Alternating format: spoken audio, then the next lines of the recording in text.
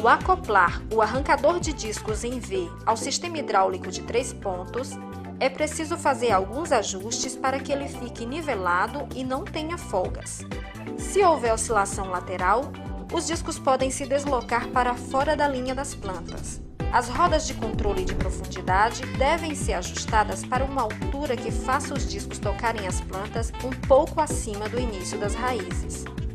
Os discos em V devem ser regulados para se tocarem com um pouco de pressão. A pressão não pode ser excessiva, pois cortaria as plantas ao invés de arrancá-las.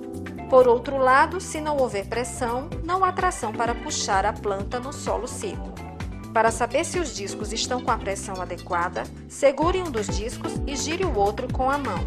Na pressão adequada, o disco deve girar com um pouco de esforço. Se o disco girar facilmente, a pressão está muito baixa. Se não for possível girar o segundo disco com as mãos, a pressão está muito elevada. A pressão pode ser regulada de duas formas. Para um ajuste de poucos milímetros, deve-se utilizar o parafuso que pressiona as hastes. Se for necessário um ajuste maior, deve-se afrouxar e reposicionar as braçadeiras que prendem o suporte dos discos no chassi. Outro ajuste importante é desgastar um pouco a borda do disco. O equipamento precisa segurar e puxar as plantas sem cortá-las, e para isso é preciso que o disco não seja afiado.